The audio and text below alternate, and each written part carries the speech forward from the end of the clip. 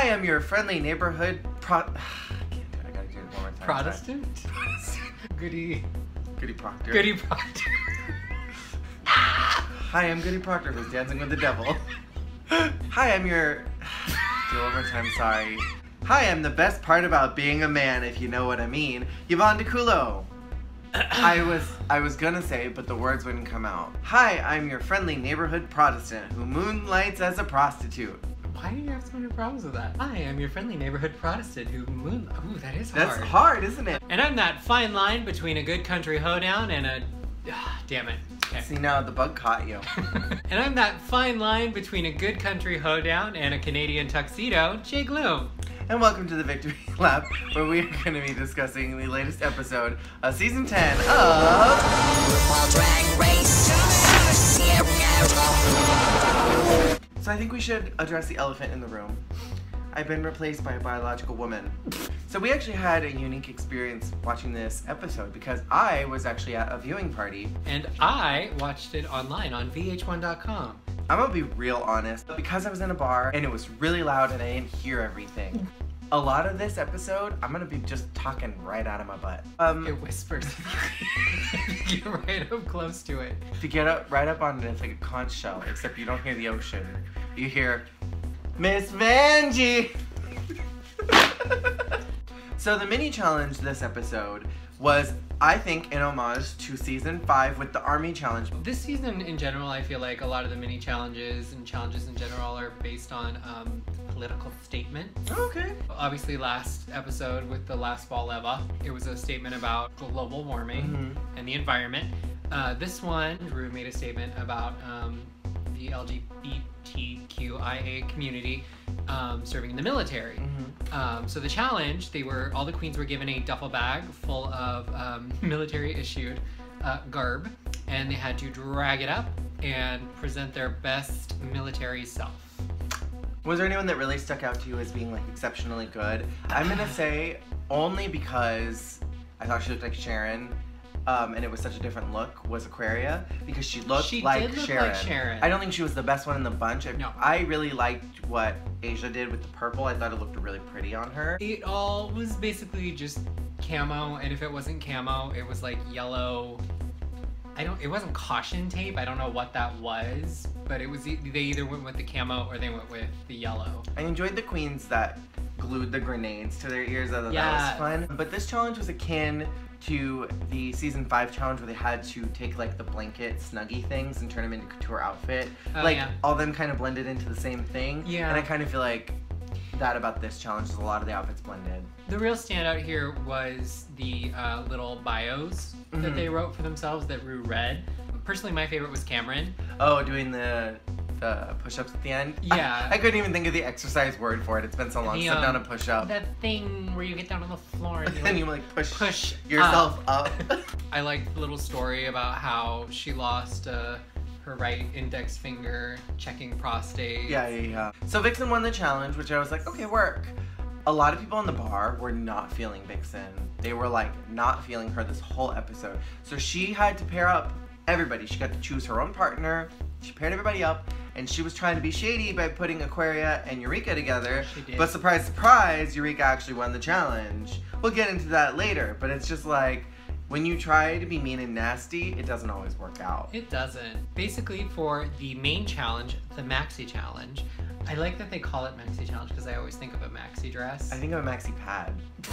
The maxi challenge was a take on Maury, and so it's a take on that. It was Bossy Rossy, so it was hosted by Ross. Here's the deal. Ross has the daytime television experience. Yeah. I get it. I feel like Carson would have been a lot more Carson would have been a better host, but you know who I really think should have come in for that? Santino Rice. Oh. What happened to Santino Rice? So each of the girls were given a set of characters based around a, those sensationalist little things that they did for the shows. Like, I'm addicted to huffing cans of paint, Yeah. Was there anyone that like stuck out as being exceptionally good to you? Because I personally really liked Monique. And what I could hear and what I could see, I thought she really embodied that kind of character that I know I've seen on Mario before. Actually, as a full team, I actually thought Blair and Monique were the best. Yeah. I really enjoyed them. Honestly, they were the only team that both held their own and both did something fun. Together. I was actually super proud of Blair. I was kind of bummed that she wasn't in the top, that it wasn't a joint win, because I thought as a team they did really well. And they were the only team. There must have been something we missed, or maybe it was Blair's runway that like just didn't cut it.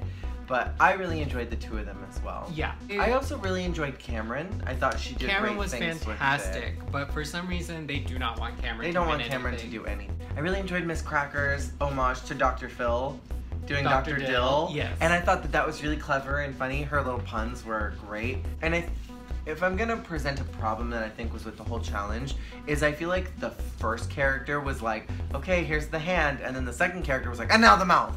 Because it's like, you're getting warmed up with that first character, and that's just the nature of how that game goes. Yeah. Is that the first one setting up like, look at this weird person, look at this weird thing that they like. Oh, but you thought they were weird? Look at this second one who's even weirder and crazier. Yeah. Like, that's how that setup of that show is. And I feel like everyone who did really bad were the first ones. The thing is, the first one could set a bar.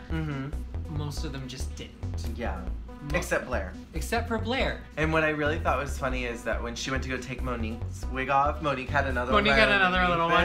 I was trying to keep the Lord in this, but goodbye God, and just chucking the Bible across. So funny. So let's look at Monet and Cameron's, for example. So it was My Strange Addiction, I'm addicted to blank. They got to choose what they were addicted to.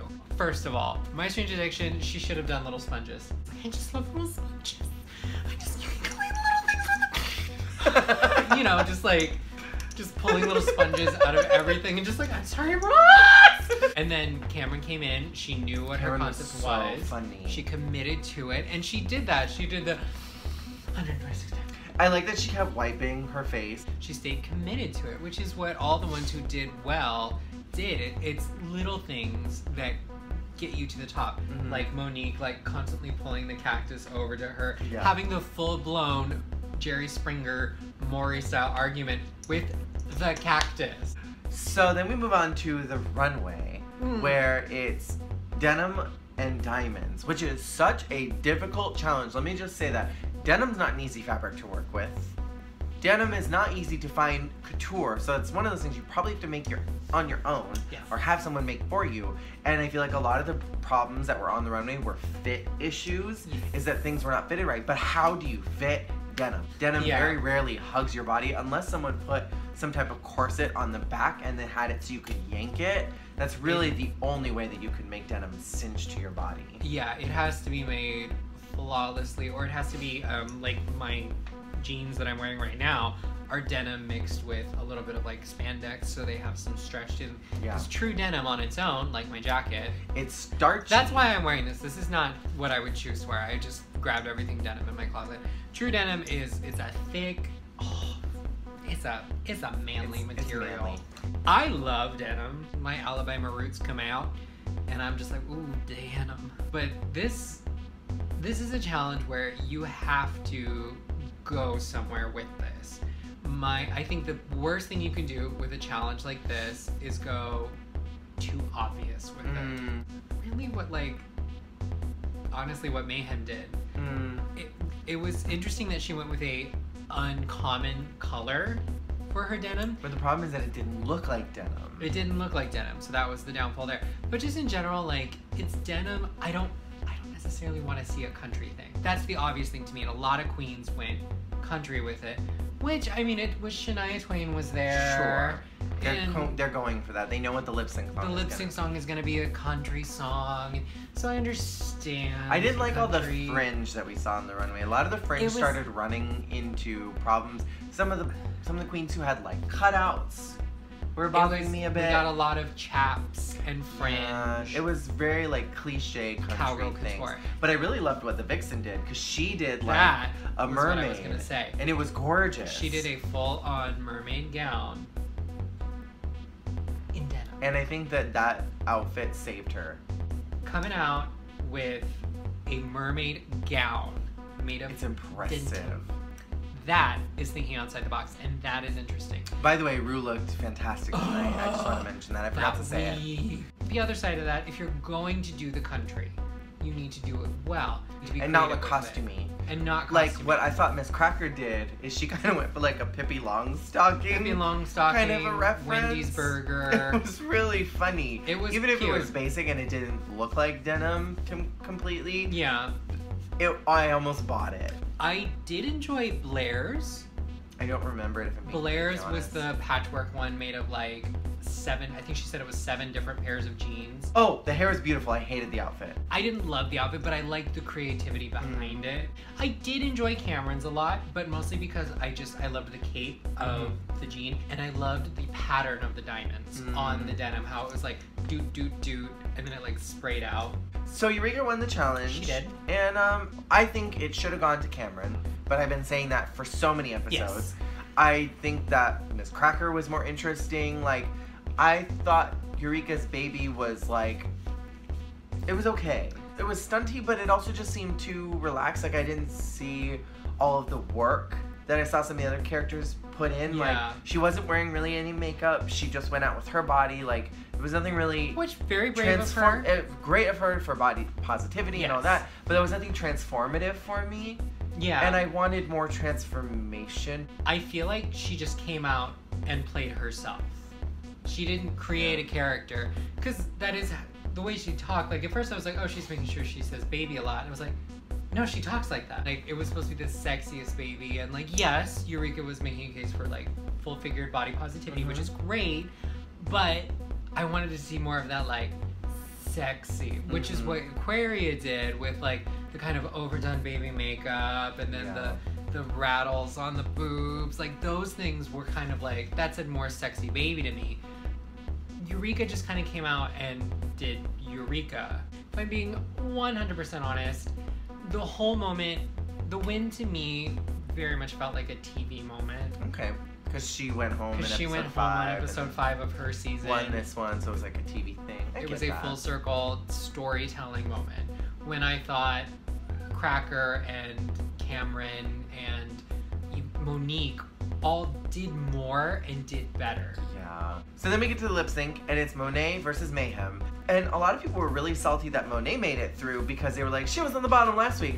Well, Mayhem was on the bottom a couple weeks ago, and a lot of people are very quick to forget, even though they say that Raven was robbed. She was in the bottom too, episode 2 and 3, back to back, and then she soared through the rest of the competition. So I'm really, really, really hoping that this is Monet's break it moment, that she's gonna be like, yeah, her come to Jesus moment, that she's gonna be like, okay, I'm gonna bring this out. And if we're being completely honest, Man, I Feel Like a Woman is not the best lip sync song in the whole entire world, especially of Shania's songs. Like, they could have done that Don't Impress Me Much. They could have done the dance version instead of the album version because it's better. They could have done You're Still the One and then done just like a ballad moment. Like, there's so many songs that they could have done by Shania, and I get that that one's like iconic. And some gay bar was like living and turning it up and was like launching fireworks when that song came on. There is a gay bar playing Man, I Feel Like a Woman. Right now, like, that is an iconic song, but I don't know if it's a lip sync song. Especially in front of Shania, like, it's hard to be irreverent with a song like that, which is totally lends itself to be irreverent for drag. Oh, completely. And in front of Shania Twain, it's like, you can't really be irreverent to a artist doing their song. No. What I will say, though, is that comparatively, Monet did more with it. I didn't like all the gimmicks and the stunts, but I appreciated the stunts more than Mayhem just running around in circles the whole time, not really doing anything. High kicks. I would have preferred if Monet hadn't ripped all her clothes off. I didn't like that the stripping. was messy. What I did appreciate, though, was like the hairspray moment. That was a great moment, and then fixing with the wig and then turning it around backwards, like, that was a fun moment. And if she had kind of left it at that, I would have been okay. But the clothes, anytime a queen takes off her hair and doesn't have a wig reveal, rips off her clothes and doesn't have an outfit reveal, it is, for me, if I were a judge, I would instantly be like, nope, goodbye. Bye. But I think this challenge proved, again, that Mayhem's head is not in the game. because she didn't really do anything with the character that she was given. No, and I feel like while Monet didn't really do much either, she was trying. It just fell flat. I've been thinking about this, and I think the problem is, for somebody like Monet, need the energy of a crowd that they can personally interact with. Yeah. Let's contrast that with Bianca or Bob, who are entities unto themselves. They will take what they can. Whereas I think somebody like Monet is somebody who actually like gets with the audience, talks to the audience, She probably needs them. dialogues, bounces back and forth, and needs their reactions to gauge where she is and how she's doing. I wonder if we would even be critiquing Monet and the judges would be looking at her through a lens if she was not related in any way to Bob. I almost wonder that. Like, if she had no relation to Bob, would we be looking at her in the same lens? You know what I mean? For sure. Because I think Bob did such a great job in the show that we're all looking at her like, in the same way that I feel like a lot of us looked at Dax through Violet eyes. We were like, you're Violet's mom. You gotta be real good. Oh, episode 2? Cool. For me, I think the thing is, she is so fun in the talking heads, behind the scenes. Her whole rant last week about how America gave Britain the accent, like, insane. And then the funny thing she says, like, she's so interesting off the main stage, outside of the challenges, and then she gets into the challenge and something just isn't connecting. I don't know what happened with Mayhem. Mayhem is beautiful. She's gorgeous. She does turn de luxe. But there was just a level of commitment that wasn't there. She seemed dazed. She seemed dazed whenever she was on that stage. Where backstage in the workroom, we got glimpses of this fun personality. Glimpses of Genevieve. Glimpses of Genevieve is actually glimpsing. And somehow it didn't translate to the challenges, and it didn't translate to the main stage. Yeah. So the bar that I was at did not film the preview or the Untucked. So I don't know what's next week, but I'm really hoping it's Snatch Game. If anybody out there, you can tell us what it is, because I don't know what it is. Join us next week, and we'll see you all then. Let us know what your thoughts were in the comments below. We would love to read those, and we will. Thank you all so much for your support. Be sure to check out our podcast. At some point, we'll be recording one, because we haven't done it in a while. We're having... I'm hearing excuses. Check out the episodes that are already out. We'll do more soon. Thank you all so much for watching. We'll see you all next week. Bye! Bye!